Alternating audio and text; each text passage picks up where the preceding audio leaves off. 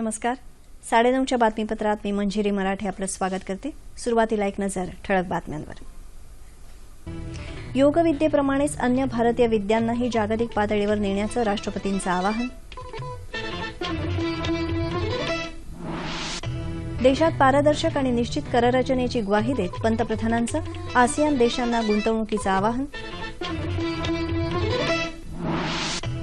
दुष्काळी स्थितीच्या पाहणीसाठी केंद्रीय पथकाचा मराठवाडा आणि उत्तर महाराष्ट्रात दौरा.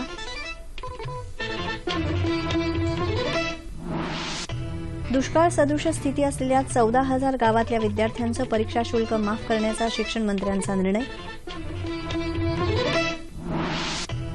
पोलिसांच्या घरांसाठी 4 चटई क्षेत्र निर्देशांक देणार, मुख्यमंत्र्यांची घोषणा.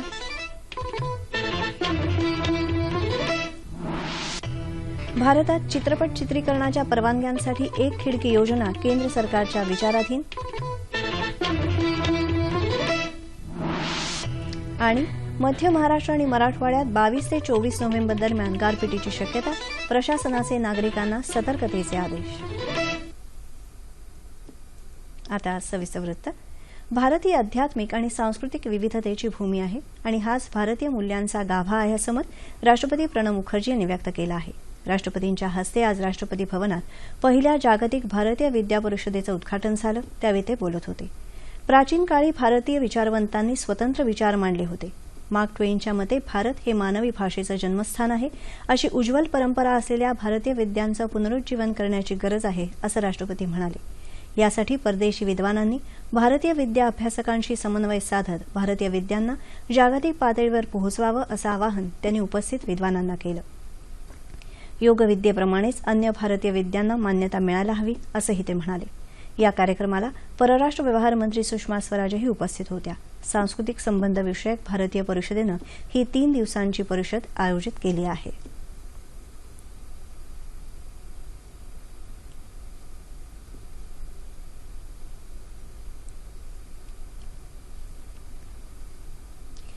देशात पारदर्शक आणि निश्चित कररचना आणण्यासाठी केंद्र सरकार वचनबद्ध आहे अशी ग्वाही पंतप्रधान नरेंद्र मोदी यांनी दिली. क्वालालंपूर इथं आयोजित आसियान देशांच्या उद्योग गुंतवणूक परिषदेत ते आज बोलत होते.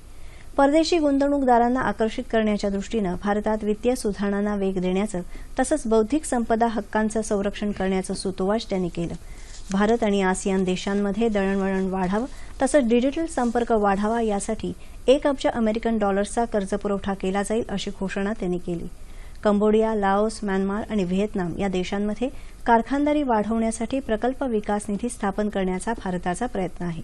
दहशतवादाला आळा घालण्यासाठी स्थानिक तसंच आंतरराष्ट्रीय पातळीवर सहकार्याची गरज मोदी यांनी बोलून दाखवली.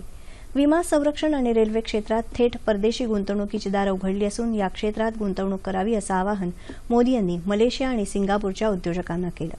उद्योग सुलभतेविषयीच्या जागतिक क्रमवारीत भारतानं 12 अंकांची झेप घेतली असून सध्या भारत जागतिक गुंतवणूकदारांसाठी आकर्षणाचं केंद्र बनलं आहे असं पंतप्रधान म्हणाले. या बैठकीपूर्वी पंतप्रधानांनी चीनचे पंतप्रधान ली केक्वियांग यांची भेट घेतली होती. या बैठकीत द्विपक्षीय मुद्द्यांवर चर्चा झाल्याचं परराष्ट्र मंत्रालयाचे प्रवक्ते विकास स्वरूप यांनी सांगितलं. केंद्रीय पथकानं आजही मराठवाड्यातल्या दुष्काळाची पाहणी केली. शेतकऱ्यांनी आता कमी पाण्यावर येणाऱ्या पिकांची लागवड करावी असं मत लातूर जिल्ह्यात या पथकानं व्यक्त केलं. केंद्रीय पथकानं औसा तालुक्यातील बुधडा, चलबुर्गा, उल्का आणि शिरसल या गावांनाही भेट दिली. या पाहणीत सोयाबीन, हरभरा, तूर आणि रब्बी ज्वारीची पाहणी केली. यावेळी शेतकऱ्यांनी आपल्या व्यथा मांडल्या. शेतकऱ्यांना चाऱ्यासाठी तातडीनं मदत करण्याची मागणी स्थानिकांनी केली. नांदेड जिल्ह्यात कंधार, जोटा तालुक्यातल्या गावांमध्येही केंद्रीय पथकानं आज पीक पाण्याची पाहणी केली. हळद, कापूस, तूर इत्यादी पिकांची तसंच फळबागांच्या स्थितीबद्दल शेतकऱ्यांशी चर्चा केली. धुळे जिल्ह्यातल्या अर्जंग, जुनवणे, विंचूर, तरवडे या भागातल्या कापूस, मका, बाजरी पिकांचाही केंद्रीय पथकानं आढावा घेतला. उस्मानाबाद जिल्ह्याच्या 4 गावांची प्रातिनिधिक पाहणी केंद्रीय पथकाने केली. शेतकऱ्यांनी राष्ट्रीय फलोत्पादनासारख्या योजनांचा लाभ घ्यावा तसंच पाणी बचतीच्या उपाययोजना कराव्यात असं आवाहन पथकानं यावेळी केलं.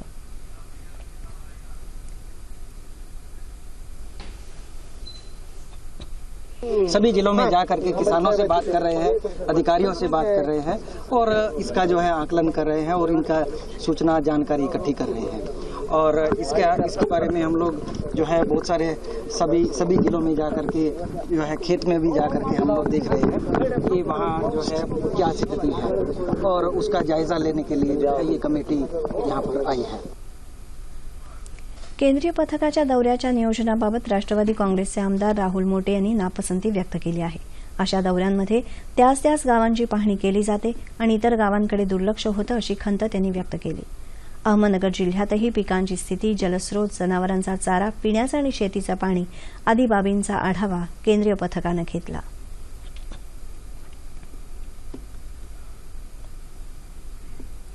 2015-16 या वर्षात खरीप आणि रब्बी हंगामात पैसेवारी 50 पैशांपेक्षा कमी असलेल्या 14,708 दुष्काळग्रस्त गावातल्या विद्यार्थ्यांचं परीक्षा शुल्क माफ करण्याचा निर्णय उच्च आणि तंत्रशिक्षण मंत्री विनोद तावडे यांनी घेतला आहे। कोकण, नाशिक, पुणे, औरंगाबाद, अमरावती आणि नागपूर अशा 6ही विभागातल्या आर्थिकदृष्ट्या मागास विद्यार्थ्यांचं परीक्षा शुल्क यामुळे माफ होणार आहे। राज्यातल्या 27 जिल्ह्यांमधल्या 173 ग्रामपंचायतींच्या निवडणुकांसाठी येत्या 19 डिसेंबरला मतदान होणार आहे। 21 डिसेंबरला मतमोजणी होईल। राज्य निवडणूक आयुक्त जे.एस. सहारिया यांनी आज मुंबईत बातमीदारांना ही माहिती दिली। आज मध्यरात्रीपासून आदर्श आचारसंहिता लागू होणार आहे। उमेदवारी अर्ज दाखल करण्याची मुदत 30 नोव्हेंबर ते 4 डिसेंबर अशी आहे। 5 तारखेला छाननी होईल। 8 तारखेपर्यंत अर्ज मागे घेता येतील, तर निवडणूक चिन्हांचं वाटपही त्याच दिवशी होईल।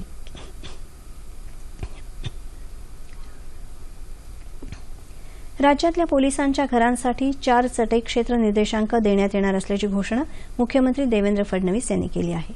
या संदर्भातल्या प्रस्तावाला काल मंजुरी देण्यात आली। पोलिसांच्या घरांच्या पुनर्विकासासाठी हा निर्णय घेण्यात आला आहे। राज्यातील पोलिसांसाठी जवळपास 1,22,952 घरांची आवश्यकता आहे। त्यासाठी गेल्या वर्षभरात 15,579 घरं बांधण्यात आली। बृहन्मुंबई महानगरपालिकेच्या धर्तीवर राज्यातील इतर महानगरपालिका क्षेत्रातील विकास नियंत्रण नियमावलीत शासनाचं प्राधिकरण तसंच महापालिका कर्मचाऱ्यांच्या घरांबद्दल नियम अंतर्भूत करण्यात आले आहेत। यानुसार या क्षेत्रातील भूखंडांचं क्षेत्र 4,000 चौरस मीटर किंवा त्यापेक्षा जास्त असेल त्या ठिकाणी 4 चटई क्षेत्र देण्यात येणार आहे। ही योजना किफायतशीर आणि व्यवहार्य व्हावी यासाठी चटई क्षेत्र निर्देशांकाच्या 1/3 चटई निर्देशांक वाणिज्यिक विक्री करावयाच्या सदनिकांसाठी मिळणार आहे। या निर्णयामुळे राज्यातील पोलिसांना 2 वर्षात 1 लाख घरं उपलब्ध होणार असून त्यामुळे अनेक वर्षांपासूनचा पोलिसांच्या घरांचा प्रश्न सुटेल। राज्य सरकारच्या तिजोरीत खडखडाट असला तरी विकास योजनांची कामं आणि दुष्काळी स्थिती हाताळण्यासाठी राज्य सरकार उत्पन्न वाढवण्याचे प्रयत्न करत आहे। गरज भासली तर आणखी कर्ज काढता येईल असं आश्वासन महसूल मंत्री एकनाथ खडसे यांनी दिलं। उद्याच्या कार्तिकी एकादशीनिमित्त पंढरपूर इथं आज त्यांचं आगमन झालं तेव्हा ते बातमीदारांशी बोलत होते। शेताच्या आणेवारीप्रमाणे दुष्काळ जाहीर केला जाईल। एफआरपीनुसार उसाला दर मिळाला नाही तर कारखाने सुरू करू देणार नाही। मराठवाडा आणि सोलापूर जिल्ह्यासाठी पुणे जिल्ह्यातल्या धरणांमधून 10 टीएमसी पाणी उजनी धरणात सोडण्यासाठी प्रयत्न करू अशी आश्वासनं खडसे यांनी दिली। मुलींच्या तस्करीची समस्या दिवसेंदिवस गंभीर होत असून भारताच्या पूर्व सीमेकडून होणारी मानवी तस्करी थांबवण्यासाठी पूर्ण प्रयत्न करू असं आश्वासन महिला आणि बालविकास मंत्री पंकजा मुंडे यांनी दिलं। महाराष्ट्र राज्य बालहक्क संरक्षण आयोगातर्फे आज मुंबईत बाल कामगार आणि मानवी तस्करी या प्रश्नावर एकदिवसीय परिषद घेण्यात आली त्यावेळी त्या बोलत होत्या। राज्यात सरकार राबवत असलेल्या ग्रामीण कौशल्य विकास कार्यक्रमाला बालगृह आणि बालका आश्रमांशी जोडलं जाईल असंही त्या म्हणाल्या।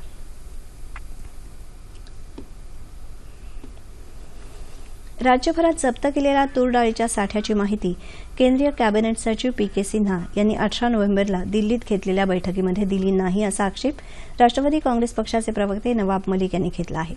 जप्त केलेल्या साठ्यापैकी केवळ 13,000 मेट्रिक टन डाळींचा खुल्या बाजारात लिलाव होणार आहे, परंतु 1,23,000 टन डाळी कुठे गेल्या असा सवालही आज मुंबईत घेतलेल्या वार्ताहर परिषदेत मलिक यांनी उपस्थित केला। टीव्हीचा शोध लागला त्याला आता 100 वर्ष होत आली। या काळात टीव्हीचा प्रभाव बघता बघता सर्वगामी आणि सर्वव्यापी झाला। भारतात टीव्ही युगाची मुहूर्तमेढ दूरदर्शननं रोवली। रंजनाबरोबरच प्रबोधनाचा घेतलेला वसा सह्याद्री वाहिनीनं आजही कायम ठेवला आहे। नव्या पिढीवर टीव्हीचा वाढता प्रभाव हा तज्ज्ञांच्या अभ्यासाचा आणि चिंतेचा विषय। या प्रभावाचा सकारात्मक वापर कसा करता येईल? दूरचित्रवाणी माध्यमात कोणते बदल होण्याची अपेक्षा आहे? या माध्यमावर अंकुश असण्याची गरज आहे का? या आणि अशा प्रश्नांची उत्तरं देण्यासाठी ज्येष्ठ माध्यम तज्ज्ञ डॉक्टर विश्वास मेहेंदळे आज आपल्या स्टुडिओत आले आहेत. नमस्कार. 9:30च्या बातम्यांमध्ये आपलं स्वागत. नमस्कार. बोला. आपलं हे जुनं कार्यक्षेत्र, आज इथे आल्या आल्या काय मनात आलं? इथे मनात असं येतं की एखादी माहेरवाशीण जेव्हा आपल्या माहेरी जाते आणि तिला आनंद वाटतो, तसं काहीसं मनामध्ये फिलिंग आहे, याच्यात काही शंका नाही. मला पहिल्यांदा इथे आलो मी तर 1959 सालचं प्रसंग आठवतो की तेव्हा पहिल्यांदा अपघातानं दूरदर्शन या देशामध्ये आलं आणि एक्झिबिशन ग्राउंडवरती एक प्रदर्शन भरलं होतं. त्या प्रदर्शनामध्ये सगळी इक्विपमेंट ठेवलेली होती आणि सगळं मंत्रिमंडळ ते पाहायला म्हणून गेलं. त्यात पंडित जवाहरलाल नेहरू होते, गोविंद वल्लभ पंत होते, बाळासाहेब केसकर होते, नवी गाडगे होते, सगळे होते. सांगायचं मतलब असा की ते पाहिल्यानंतर त्यात जे क्लोज सर्किट टेलिव्हिजन होतं त्यामुळे सगळेजण एकमेकांना बघत होते आणि त्यांना वाटलं काय जादू आहे ही. तेव्हा त्या कंपनीनं असं म्हटलं की हे आता परत कुठे न्यायचं, हे भारत सरकारला देऊन टाकूया. म्हणून भारत सरकारला ते डोनेट केलं आणि मग हे कळेना की याचं करायचं काय. म्हणून कोणीतरी हलक्या आवाजात म्हणालं की से नाटक वाटक बन सकता है. आणि म्हणून पहिल्यांदा पुरुषोत्तम लक्ष्मण देशपांडे या एका मोठ्या साहित्यिक कलावंताला दूरदर्शननी बोलावून घेतलं. तेव्हा दूरदर्शन हे नाव नव्हतं, टेलिव्हिजन हेच नाव होतं. आणि पंडित जवाहरलाल नेहरूंसारख्या पंतप्रधानांनी त्या काळामध्ये त्यांना सन्मानाने बोलवलं. त्यांना 2 डेप्युटीज दिले गेले. एक त्यातले कमलेश्वर म्हणून, जे पुढे टाइम्स ऑफ इंडियामध्ये सारिकाचे संपादक झाले, आणि दुसरे नाटककार दिग्दर्शक पुरुषोत्तम दारव्हेकर. असं हे मुळामध्ये सुरू झालेलं प्रकार. पु ल देशपांड्यांपासून सुरू झालेली ही परंपरा. पण आज या माध्यमाचं जे स्वरूप आहे त्याबद्दल काय सांगा? मला आत्ता असं वाटतं की कभी खुशी कभी गम अशी परिस्थिती सध्या माध्यमांची आहे.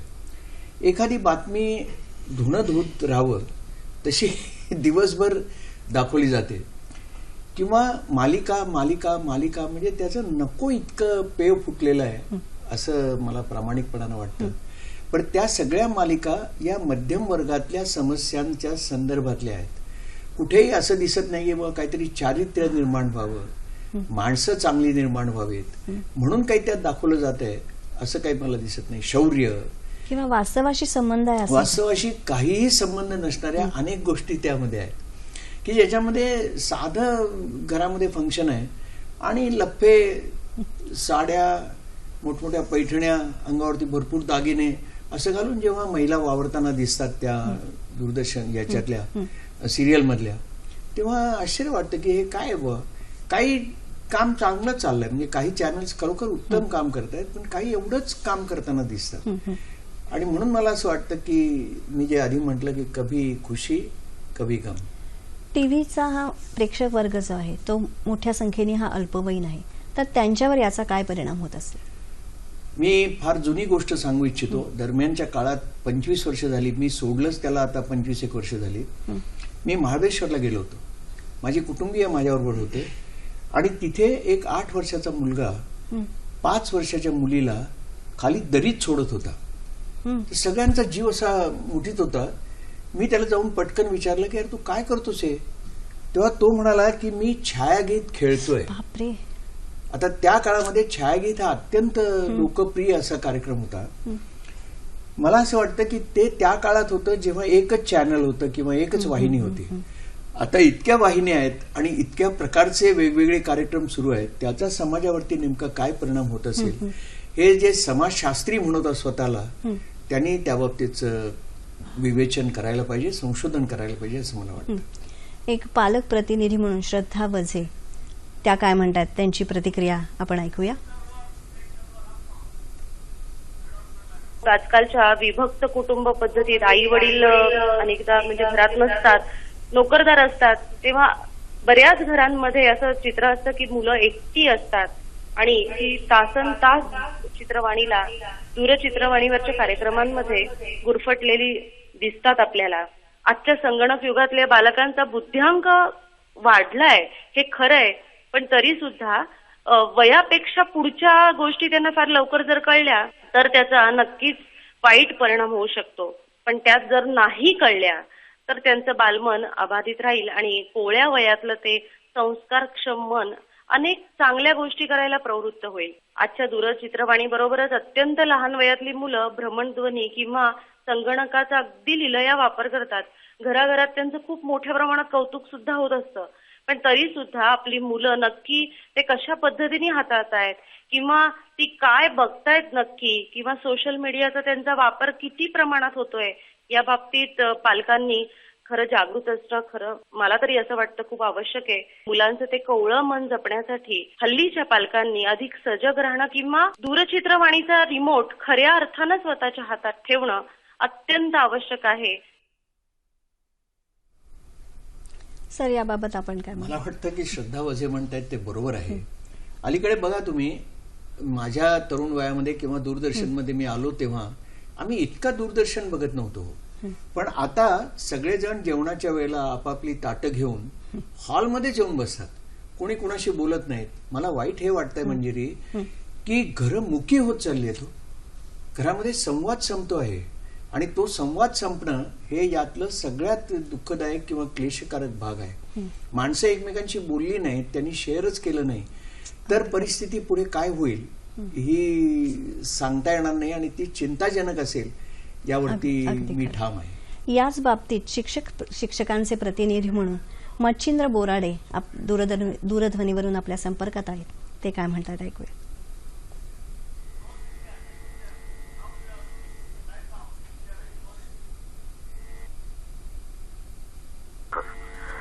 नमस्कार. कसं आहे की दूरचित्रवाणी माध्यम हे मुळात अतिशय प्रभावशाली माध्यम आहे आणि त्याचा प्रभाव संबंध जन्मानुसार आहे हे आपण जाणतो. त्यामुळे शाळा महाविद्यालयातली मुलं तरी त्याला कसं अपवाद असतील. मुलांच्या सर्वांगीण विकासाला पूरक अशा कितीतरी चांगल्या आणि दर्जेदार कार्यक्रमांची निर्मिती या त्या अनेक वाहिन्या करत आहेत. आजकाल तर देशी वाहिन्यांच्या जोडीला विदेशी वाहिन्यांवरचे कार्यक्रम देखील मुलांना पाहायला मिळतात आणि यातून मनोरंजनाबरोबरच नकळत शिक्षणही होत असतं. त्यामुळे देशी आणि विदेशी भाषा शिकणं सहज शक्य झालं आहे. यातून मुलांच्या शब्द संपत्तीत वाढ होत आहे. ऐतिहासिक मालिकांतून त्यांना इतिहासाबद्दलची माहिती मिळत आहे. काही कार्यक्रमांतून तर त्यांना वन्यजीव आणि निसर्गाबद्दल ओळख होत आहे. विविध क्रीडा प्रकारांचा परिचय आणि त्यांचं थेट प्रक्षेपण मुलांना पाहायला मिळतं.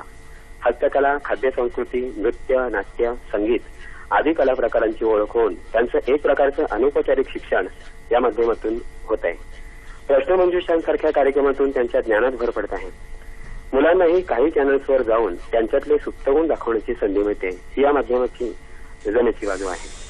मात्र वाहिन्यांवर दाखवल्या जाणाऱ्या कार्यक्रमांपैकी कोणते कार्यक्रम मुलांनी पाहावेत आणि कोणते पाहू नयेत याबाबत पालकांचा संभ्रम असल्यानं मुलं त्यांना दिसेल ते पाहत असतात. शिवाय हे कार्यक्रम 24 तास उपलब्ध असल्यानं रात्री उशिरापर्यंत ते पाहतात. मालिकांतून दाखवल्या जाणाऱ्या सततच्या हिंसाचारानं शिक्षक आणि पालकांना मुलांच्या वर्तनविषयक अनेक समस्यांना तोंड द्यावं लागतं. हल्ली मुलांचं वाचन कमी झालं आहे. अनेकदा त्यांचा गृहपाठ अपुरा असतो. पुरेशी झोप झालेली नसल्यानं वर्गात शिकवण्याकडे लक्ष नसतं. आणि सगळ्यात महत्वाचं म्हणजे मुलांचा खेळाचा आणि अभ्यासाचा वेळ टीव्हीवरचे कार्यक्रम पाहण्यात जात असल्यानं अभ्यास आणि आरोग्य या दोन्हीकडेही त्यांचं दुर्लक्ष होत आहे. अभ्यास आणि आरोग्य मला याकडे वाटतं की दुर्लक्ष बोराडे होतं. सरांनीच प्रश्न उपस्थित केलेत आणि त्यांनीच त्याची उत्तरं खरं म्हणजे दिलेली आहेत आणि व्यवस्थित दिलेली आहेत. पण ते जेव्हा भाषेचं म्हणतात तेव्हा मला एकच उदाहरण सांगावंसं वाटतं की 302 कलमाखाली अटक आणि दफा 302 खाली अटक हे कुठलं मराठी आहे? हे एक उदाहरण म्हणजे कालमर्यादा लक्षात घेऊन मी सांगतो आहे. पण अशी कितीतरी उदाहरणं भाषेच्या संदर्भामध्ये की त्या काळामध्ये आम्हाला श्रीराज टिकेकरांच्या सारखा मनुष्य किंवा गोशम हुजूरबारांच्या सारखा माणूस आमच्या मागे असं घेऊन उभा असायचं की हे मराठी आहे का? आता तशी काय कुणाला भीतीच वाटत नाही असं मला वाटतं. काही प्रकारचं मराठी बोललं जात आहे अशी एकंदर अवस्था नाही. आणि काही वाहिन्यांचं असं मुद्दाम असतं की काय झालं हरकत, इंग्रजी शब्द आले तर काय बिघडतं, फक्त एक तर पूर्ण इंग्रजी वापरा किंवा मराठी स्वच्छ अशी वापरा. कितीतरी माणसं देशामध्ये आहेत की जे उत्तम संस्कृत बोलतात, उत्तम मराठी बोलतात, उत्तम गुजराती बोलतात.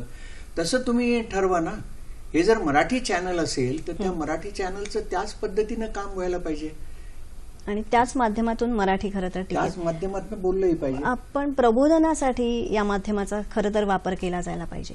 तो आता तसा होतोय असं वाटतं. मी जेव्हा दूरदर्शनमध्ये आलो किंवा माझी पिढी आली तेव्हा आम्हाला जे शिकवलं गेलं, मंडी हाऊसमध्ये आमचं ट्रेनिंग झालं 1971 साली, तेव्हा हे शिकवलं गेलं की पहिला भाग हा इन्फॉर्मेशन माहिती देणे हा असला पाहिजे.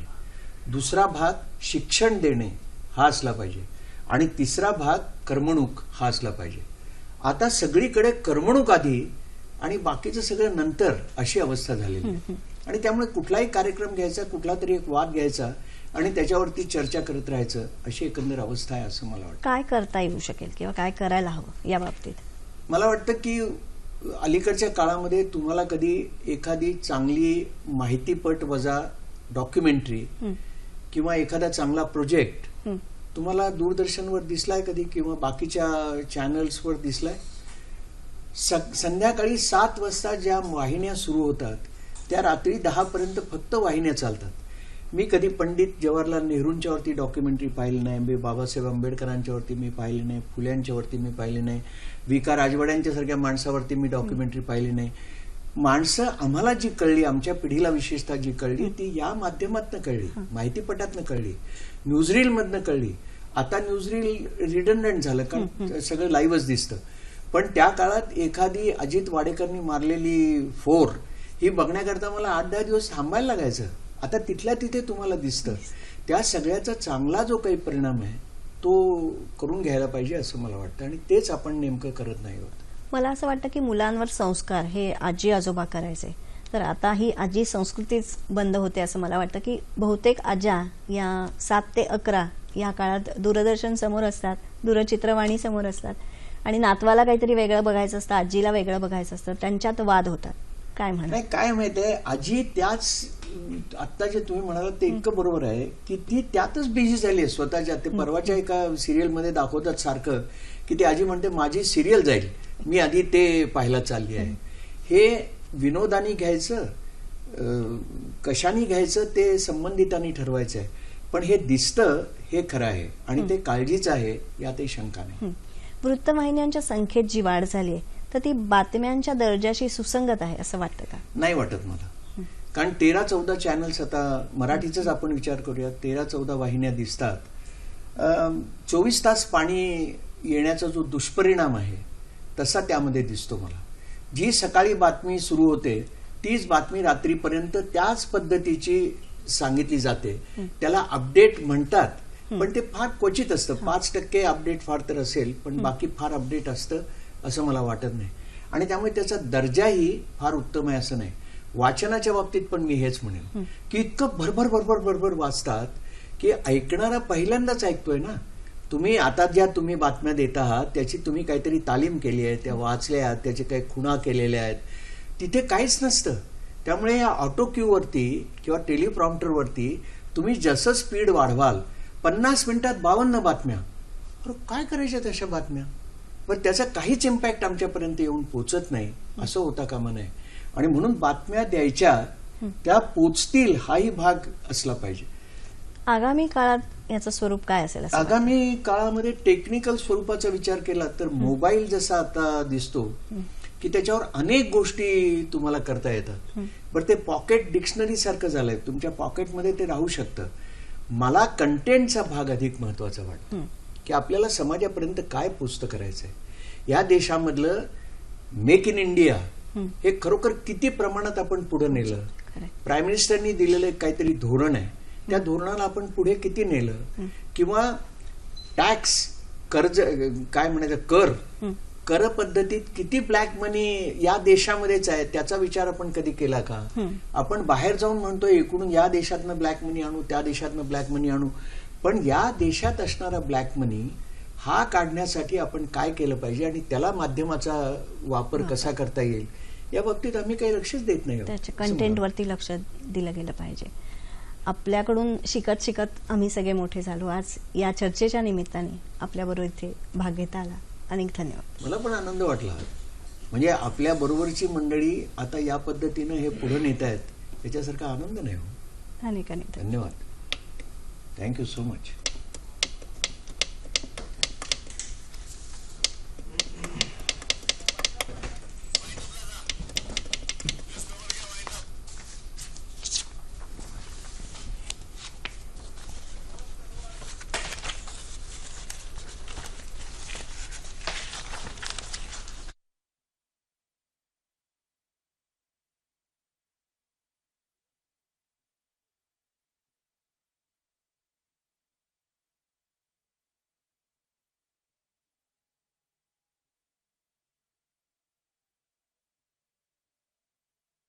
भारतात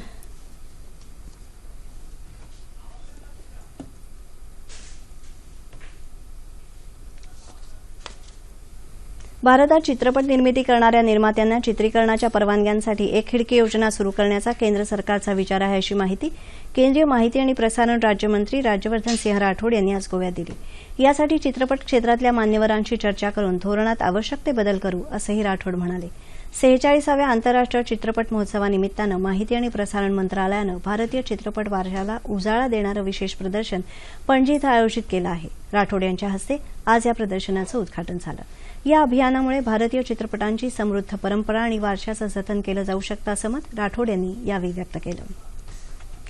हिंगोलीत आजपासून राज्यस्तरीय शालेय कुस्ती स्पर्धेला सुरुवात झाली असून खासदार राजीव सातव यांच्या हस्ते या स्पर्धेचं उद्घाटन झालं।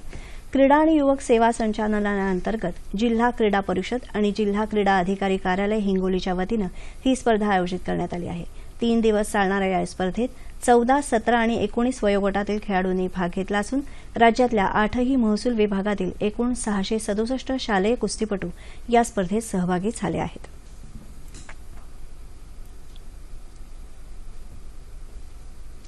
आशिया चषक ज्युनियर हॉकी स्पर्धेत आज भारतानं उपांत्य फेरीत जपानचा 6-1 असा पराभव करत अंतिम सामन्यात प्रवेश केला आहे।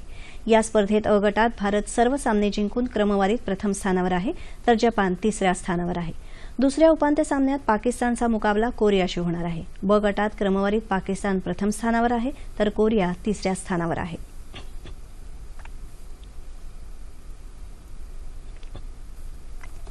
हवामान। मध्य महाराष्ट्र आणि मराठवाड्यातील जिल्ह्यांमध्ये 22 ते 24 नोव्हेंबर दरम्यान तुरळक ठिकाणी गारपिटीसह पाऊस पडण्याची शक्यता भारतीय हवामान खात्यानं वर्तवली आहे। मध्य महाराष्ट्रातल्या पुणे, नाशिक, अहमदनगर, जळगाव, धुळे आणि नंदुरबार, तर मराठवाड्यातल्या औरंगाबाद, जालना, बीड, नांदेड, उस्मानाबाद, लातूर, परभणी आणि हिंगोली या जिल्ह्यात तुरळक ठिकाणी गारपिटीसह पाऊस पडण्याची शक्यता आहे। या कालावधीत नागरिकांनी गारपीट सुरू असताना बाहेर जाण्याचं टाळावं, दुभती तसंच इतर जनावरं सुरक्षित ठिकाणी ठेवावीत, कापणी झालेलं धान्य सुरक्षित ठिकाणी ठेवावं, असं आवाहन आपत्ती व्यवस्थापन विभागानं केलं आहे। आज दिवसभरात राज्यात अनेक ठिकाणी पावसानं हजेरी लावली, तर इतरत्र ढगाळ वातावरण होतं। सिंधुदुर्ग, रत्नागिरी, रायगड तसंच नाशिक जिल्ह्यात आज अनेक ठिकाणी जोरदार तर काही ठिकाणी हलक्या पावसाच्या सरी पडल्या। ठाणे, पालघर, लातूर इथं ढगाळ वातावरण होतं। मुंबई आणि उपनगरातही पाऊस पडला। तापमान अंश सेल्सिअसमध्ये मुंबई कमाल 35, किमान 23, नागपूर 31 आणि 14, पुणे 29 आणि 20, औरंगाबाद 30 आणि 19, नाशिक 31 आणि 16, कोल्हापूर 28 आणि 21, रत्नागिरी 34 आणि 25, सोलापूर 31 आणि 23, अमरावती 32 आणि 17। ठळक बातम्या पुन्हा एकदा। योगविद्येप्रमाणेच अन्य भारतीय विद्यांनाही जागतिक पातळीवर नेण्याचं राष्ट्रपतींचं आवाहन। देशात पारदर्शक आणि निश्चित कररचनेची ग्वाही देत पंतप्रधानांचं आसियान देशांना गुंतवणुकीचं आवाहन। दुष्काळी स्थितीच्या पाहणीसाठी केंद्रीय पथकाचा मराठवाडा आणि उत्तर महाराष्ट्रात दौरा।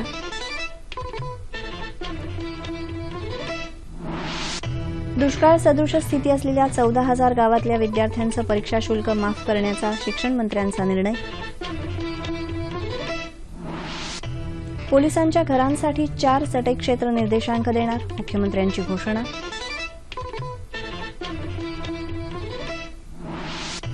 भारतात चित्रपट चित्रीकरणाच्या परवानग्यांसाठी एक खिडकी योजना केंद्र सरकारच्या विचाराधीन। आणि मध्य महाराष्ट्र आणि मराठवाड्यात 22 ते 24 नोव्हेंबर दरम्यान गारपिटीची शक्यता, सतर्कतेचे आदेश। याबरोबरच हे बातमीपत्र संपलं। पुन्हा भेटूया उद्या सकाळी 8:30 वाजता आपल्या सह्याद्री वाहिनीवर। नमस्कार।